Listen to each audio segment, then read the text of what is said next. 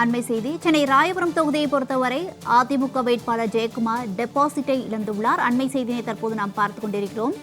சென்னை ராயபுரம் தொகுதியை பொறுத்தவரை அதிமுக வேட்பாளர் ஜெயக்குமார் டெபாசிட்டை இழந்துள்ளார்.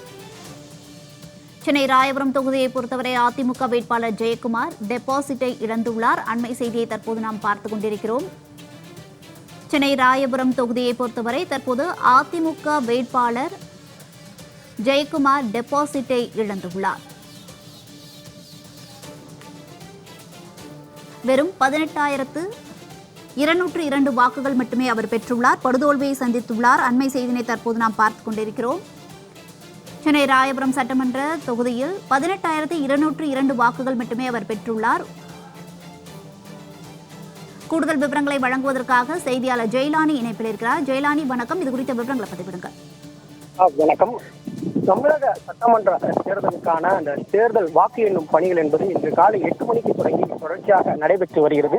தமிழகம் முழுவதும் நடைபெற்று வரக்கூடிய இந்த வாக்கு எண்ணிக்கை பணியில் தமிழக வெற்றிக் கழகம் பெரும்பான்மையான இடங்களில் முன்னிலை வகித்து வந்தாலும் கூட சென்னையை பொறுத்தவரை 16 சட்டமன்ற தொகுதிகளில் 10க்கும் மேற்பட்ட சட்டமன்ற தொகுதிகளில் தமிழக வெற்றிக் கழகம் முன்னிலையில் இருக்கிறது. அதிலும் குறிப்பாக 2 தொகுதிகளை தவிர மீதி மற்ற 2 தொகுதிகள் வெற்றி பெற்றதாக அதிகாரப்பூர்வமாக அறிவிக்கப்பட்டிருக்கிறது. அதில் ஒரு தொகுதியாக ராயபுரம் சட்டமன்ற தொகுதியை பொறுத்தவரை அதிமுக சார்பில் முன்னாள் அமைச்சர் போட்டியிடக்கூடிய தொகுதியாக பார்க்கப்படுகிறது. ஏற்கனவே புரட்சித் தலைவர் அம்மா ஆட்சி காலத்தில் அமைச்சராக செயல்பட்டவர்கள் ராயபுரம் சட்டமன்ற தொகுதியே அதிமுகவின் கோட்டை என்பதாக கூறப்பட்டு வந்தது. இந்த நிலையில்தான் இன்றைய தினம் நடைபெற்ற இந்த வாக்கு எண்ணிக்கையின் போது டெபாசிட்டை கூட பெறவில்லை என்பதாக தற்போது தகவல்கள் என்பது கிடைக்கப்பட்டிருக்கிறது. குறிப்பாக ராயபுரம் சட்டமன்ற தொகுதியை பொறுத்தவரை மொத்தமாக இருக்கக்கூடிய வாக்குகள் என்று பார்த்தால் 1,59,654 வாக்குகள் என்பது மொத்தமாக இருக்கிறது.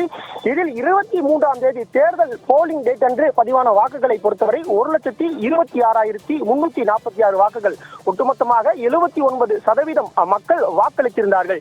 இந்த வாக்களித்ததில் இருந்து குறிப்பிட்ட சதவீதம் அளவிற்கான வாக்குகளை பெற வேண்டும். குறிப்பாக டெபாசிட் பெற வேண்டும் என்றால் ஒவ்வொரு வேட்பாளர்களும் 21,057 வாக்குகளுக்கும் அதிகமான வாக்குகளை பெற்றிருக்க வேண்டும். அப்படி பெற்றால் மட்டுமே அவர்கள் வேட்புமனு தாக்கல் செய்த போது டெபாசிட்டாக தாக்கல் செய்த அந்த தொகை என்பது திரும்ப பெற முடியும்.